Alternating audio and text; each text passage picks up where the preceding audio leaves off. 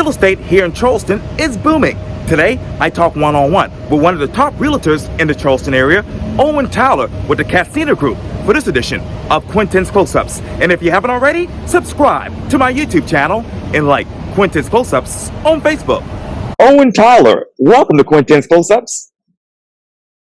Thank you, Quintin. I appreciate being invited on. This is exciting. Well, I appreciate it greatly. You are a lifelong resident of the Low Country who is now the managing broker and broker in charge at Cassina Group right there with your main headquarters on Coleman.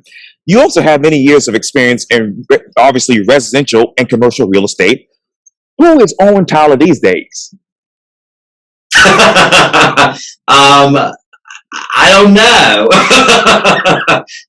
Owen Tyler is still probably the same person he's been the whole time. I'm obviously very focused in my work and very focused with the Cassina Group. And a large part of what I've done over the years is, a strong focus in the realtor community as a whole. And so that filters into actual, you and people who live in the city, whether you own or you rent or whatever. And so, I'm a dog dad. I don't get enough vacation. I'm just like everybody else in the world. So, yes, indeed. What is the state of the real estate community here in Charleston? It's an interesting question because it changes every day, and it changes every hour. And so, we've always heard, it's almost cliche to say things like real estate is local. Well, now more than ever, real estate is hyperlocal. And so when you hear about, all this inventory coming on the market or, market times changing, that's for an entire multi-county area, hundreds of miles. The reality is what's happening in Mount Pleasant on one street may be drastically different than what's happening on the peninsula, maybe drastically different than what's happening in Somerville and James Island. And so the state of the market is still good. There's a few glitches in here.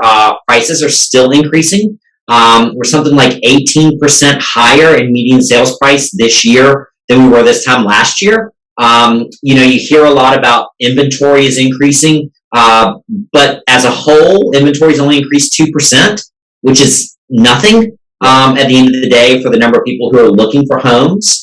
And so you really have to focus on your actual area and what you're looking for. For people who are renting, it's an absolute nightmare. If you're trying to rent a house or trying to rent an apartment or trying to rent a condo, things are really expensive. It's hard to get them. And the inventory is just really low. And that's really, really bad because so much of our population in the Tri-County area are renters. And you're renters, whether you're a lifelong renter or you're a temporary renter because you don't have anywhere to go. And so we've got to do a better job as a whole to ensure that people have a place to live because not everybody owns a property and that's not everybody's goal in life. So yeah, and you see the data all the time, Owen, but how many temporary renters do we have right now in the Charleston region? Oh goodness, I don't have any idea. Every day I open the paper and there's a new apartment complex, and that's not I'm not making a bad statement on that. But these developers who build these, $100 million places are a lot smarter and a lot wealthier than me, and they know that demand is still there.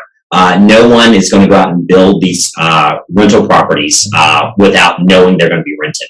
So I didn't have the exact numbers. I can't even fathom. And where exactly is that demand for temporary renting here in Charleston? Well, where the demand is not necessarily where people can afford. So, when you look at the idea that this is a city built on hospitality, and if you're a hospitality worker and you're in the downtown area or the Mount Pleasant area or out on the beaches, you can't afford to live there. So you're either commuting in and paying exorbitant parking rates, or you're doing public transportation, which is, while reliable, is cumbersome and time consuming. And so that's a real problem for us as a community. When the people who work in your community can't afford to live there, we've got an issue. When your police officers can't afford to live where they work, or your firefighters or your nurses, when the core group of the caregivers and hospitality workers can't afford to live where they work, then we've got to kind of start thinking about it and re-envisioning about how we're doing things as a community. Where are the first responders living right now in Charleston who can't really afford to live downtown here or, on the beaches for that matter? Yeah, so, you're seeing people go farther and farther out.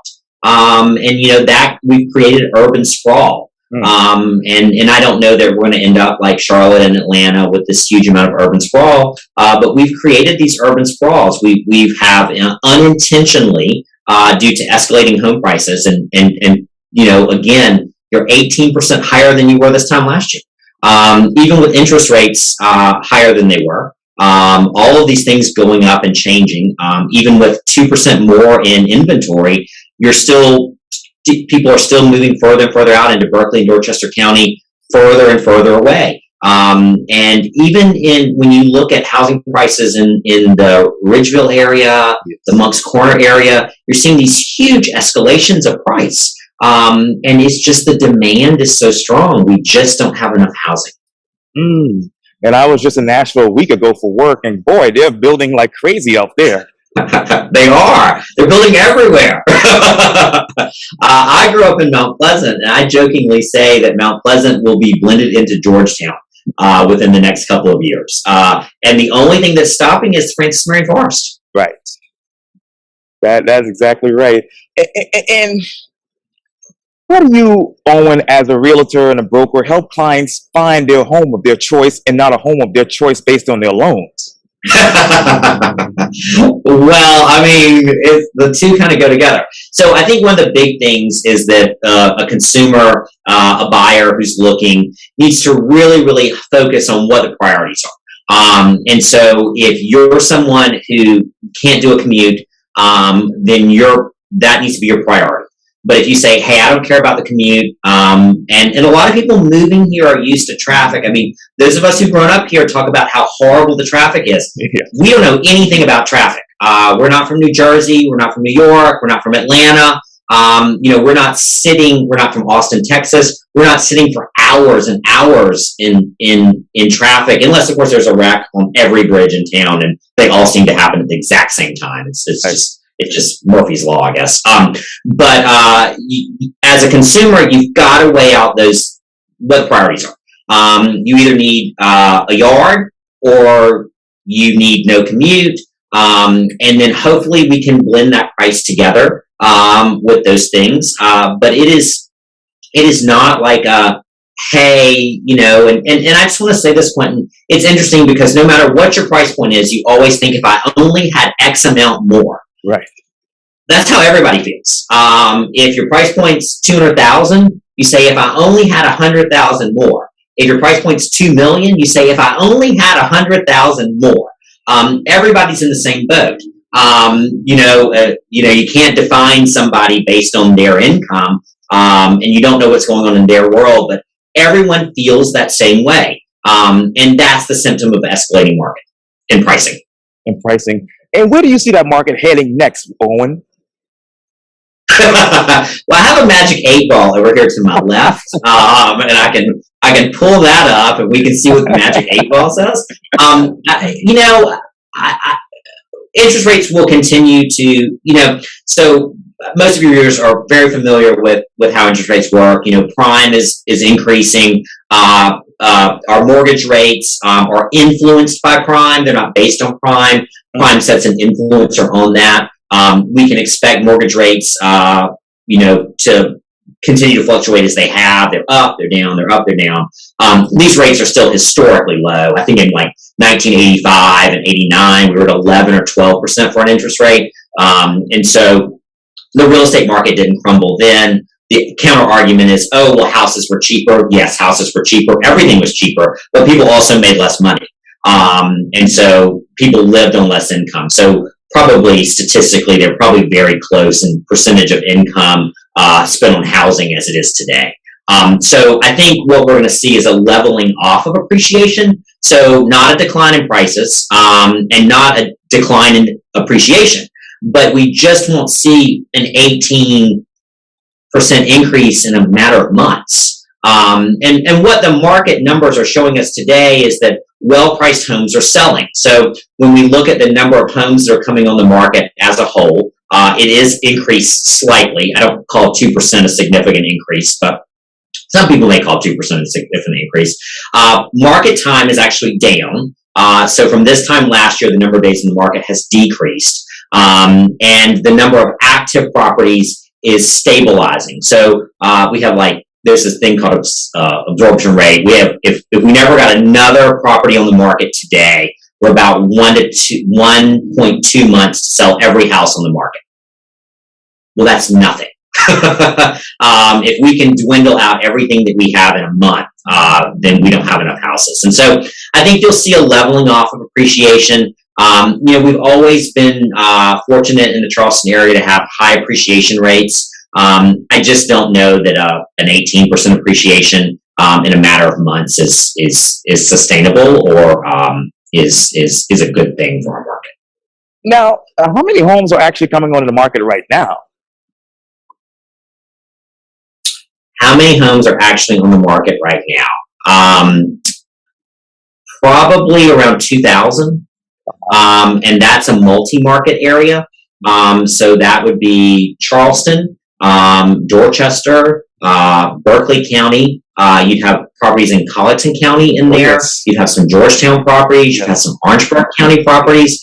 And so when you hear those numbers, again, kind of going back to the first comment that you and I had about real estate being hyperlocal, that's how it is. If you look in Mount Pleasant, there's less, and if you look in West Ashley or Somerville, there's less. That's a cumulative number. So, wow.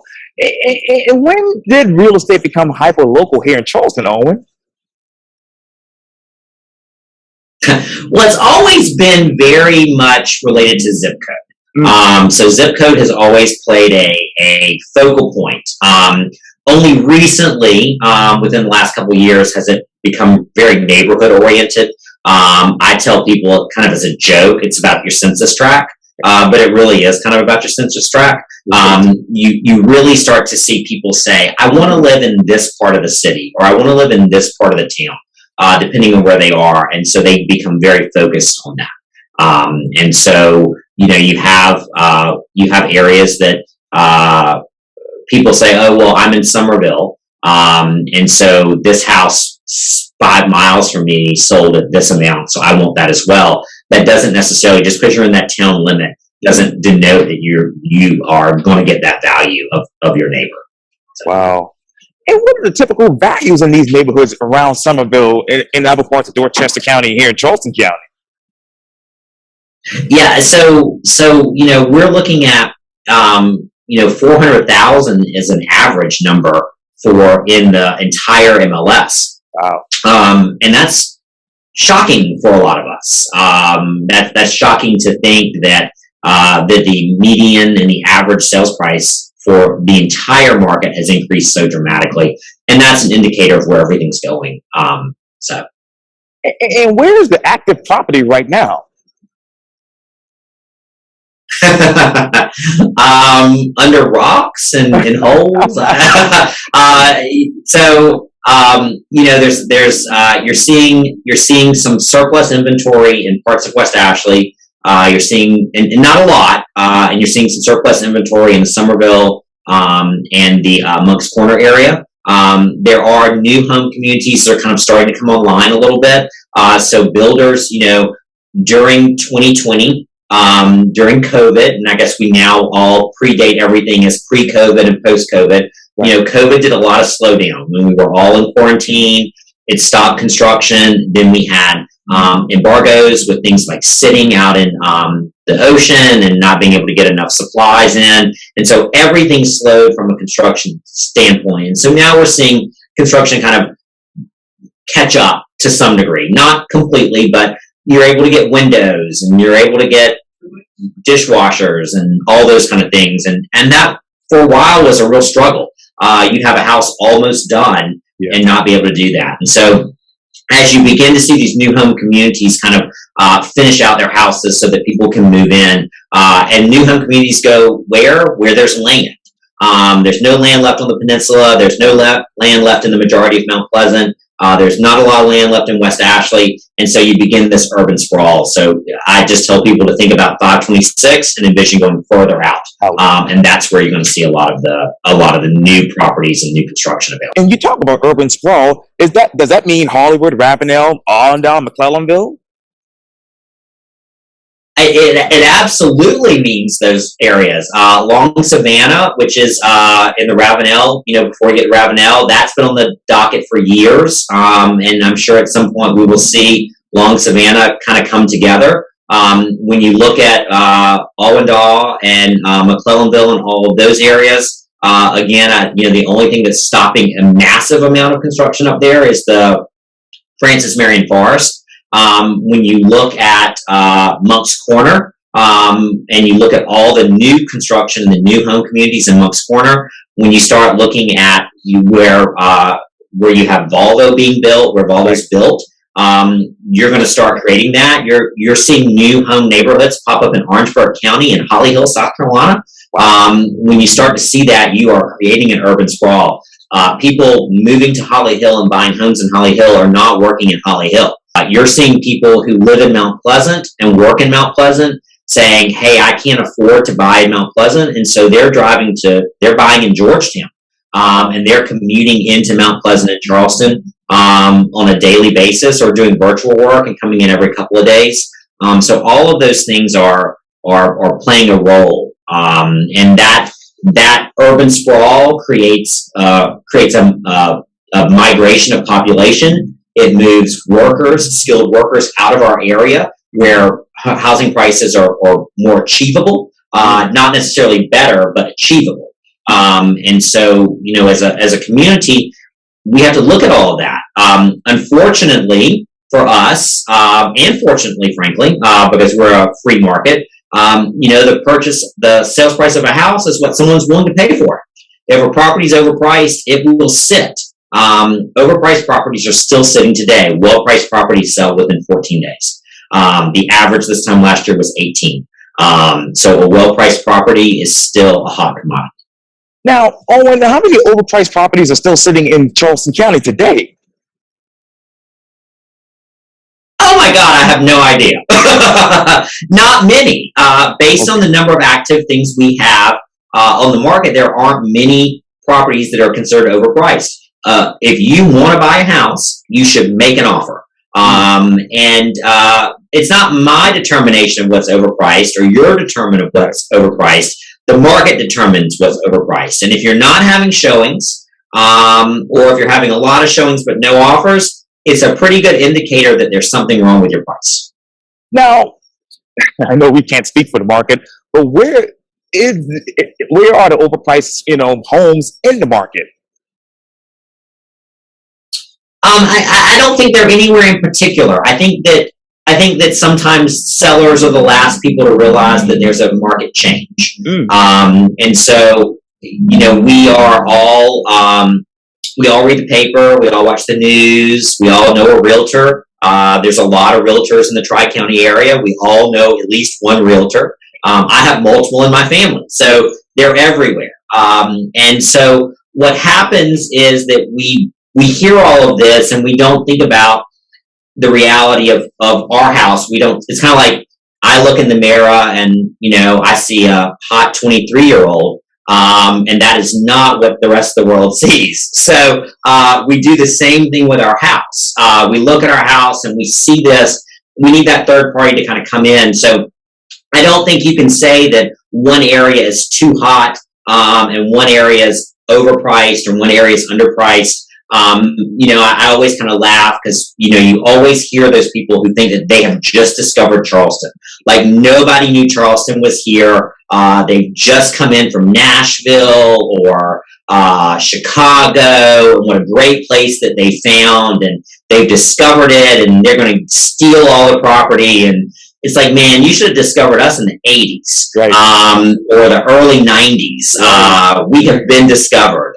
We've been the number one city for a long, long time. And so I think that that's kind of the other kind of part of the process. So as a seller, you hear all these stories oh, I put my house on the market and it sold one day, and oh, I got 102% of lists, so I sold so much higher than all that, and all of that's great. But when the market starts moving, no one says my house has been sitting on the market for 35 days, or I sold my house at 3% under list price. No one talks about that kind of stuff. And so that's why it's really important that when you're working with a realtor, whether you're a buyer or a seller, that you get those questions answered, and you ask those really kind of like technical questions about, hey, I'm looking in 29407. That's West Ashley zip code. I'm looking in 29407. What's the average market time, and what's the median sales price, and how many homes are there, and can I get a 5-bedroom house in that area, or am I going to need a 3-bedroom house, or can I get a condo? And those are important things to kind of know. And Owen, I hate to drill down on you again, but let me ask you, how many homes are there available in West Ashley today? I'd have to stop and pull it up on the computer. There not many. Not many. And keep in mind that number of homes changes every minute. So every minute we have something coming on the market, we have something coming off the market, something going under contract. Real estate is a 24-hour, 7-day-a-week, 365-day-a-year business. I would say probably the quietest day for real estate is July the 4th, because that's a holiday we all celebrate. But other than that, realtors are working every single day. And think about it from this perspective. When you're at work, I'm at work. So when do I have time to do my real estate search? When I'm not at work. Right. And maybe that's 8 o'clock at night, or maybe that's Sunday, or maybe that's Monday morning, because we all have such different schedules. And so it's an ever moving needle about the exact number of properties that are on the market. I would have to log into the MLS and I could tell you exactly what it is this very moment. And then if you ask me the question again in 15 minutes, I guarantee it'd be different. Now, let me ask you this. Speaking of moving, Owen, when does the market actually move?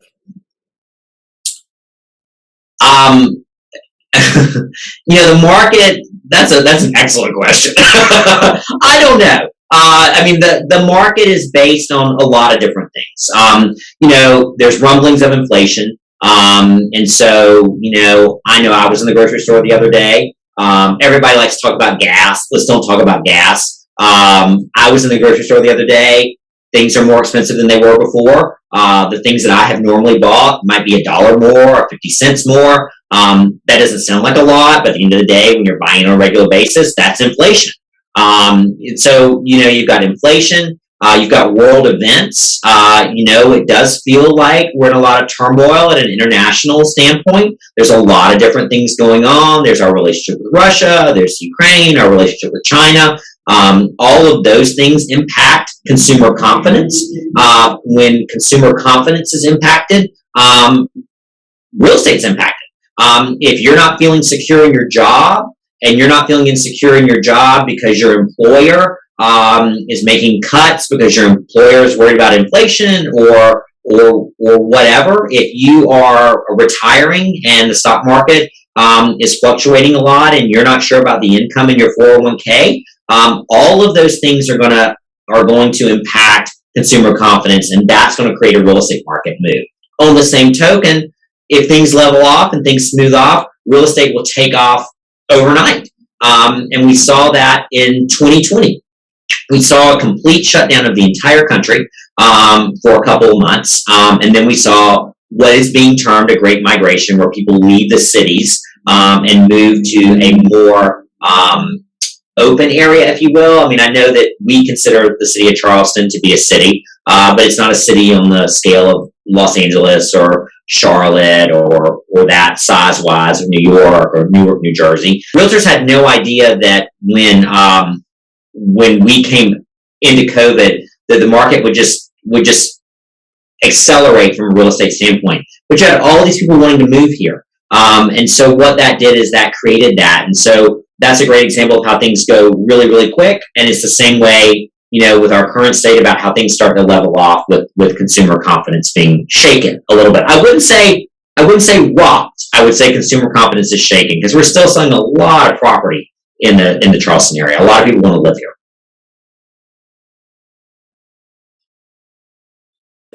And you talk about that great yes. Oh yes, sir. And you talk about the great I'm sorry, I got you now. Okay. And you talk about the great migration, Owen. How many people actually left the city of Charleston from 2020 to right now? I don't think anybody left. I don't think anybody left the city of Charleston. I think if anything, you saw these huge numbers of people moving in. The chamber keeps a tally of how many people come into the Charleston Chamber of Commerce, keeps a tally of how many people come in and never leave. And I don't think anybody left Charleston because a lot of people don't consider Charleston to be such a tight area in population and density that you were unable to kind of function and live. So I don't think you saw anybody leaving us to go anywhere. I will say, yes, I do wonder where a lot of hospitality workers went. I do wonder where, and the numbers don't show people leaving. So, my assumption is that people just got different kinds of jobs. Yeah. That when your restaurant was closed up for months and you couldn't get any money, and we all know that unemployment is such a low number, it's hard to survive on that. You went and found a different type of career or a different type of profession. I do think that what we saw come out of the pandemic was a lot of people kind of rethought their lives. And that's why so many people moved here. I think a lot of people made career changes. And I think that was probably all a very positive manner. I mean, look at this virtual. Before 2020, you and I would have been in the same room, right? And there was no really Zoom, and now we're doing all this stuff virtually, and you don't have to leave where you are, I don't have to leave where I am, and there's no travel time, even though the traffic in Charleston is nothing like the traffic in the rest of the country. But yeah, so there was a lot of invention that came out of hard times. And Owen, unfortunately, my iPhone is giving me so many problems with the personal hotspot. But let me ask you this one last question, and this might be a redundant question, but where are the new home communities being built here in Charleston?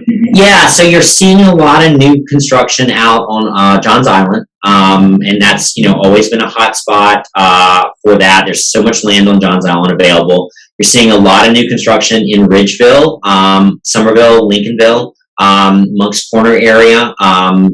That Monk's Corner between Monk's Corner and Goose Creek. And you're seeing a lot of new construction that's kind of like filtering up into Hugie, Highway 41. Right. And there's a new development slated for Clements Ferry Road that will be absolutely massive, King Point. And so you're seeing that. If you want to know where new construction is as a consumer, the best thing to do is look where the new schools are. The school districts have been really good about building new schools in projected areas or renovating the schools, tearing them down and building them back again. And you can see that new construction filtering in around those schools, because the one thing we are blessed with in this area are good public schools as a whole. There are some issues, but I mean, I was raised in public schools. I'm okay. I can have a conversation. And what will the conversation be next about Charleston's real estate?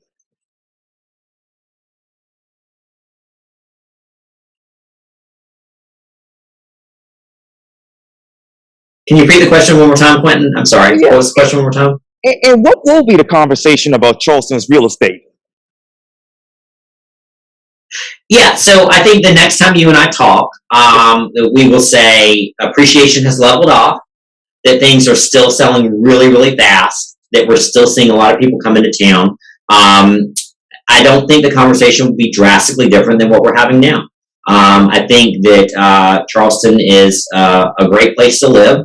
I think those of us that are from here and have lived here forever have no intention of leaving. We're going to see a lot of people who still want to make that move. A lot of people that want to come here for the weather and the people and the climate, the friendliness, and just the quality of life. And so I don't see us in a bad situation here.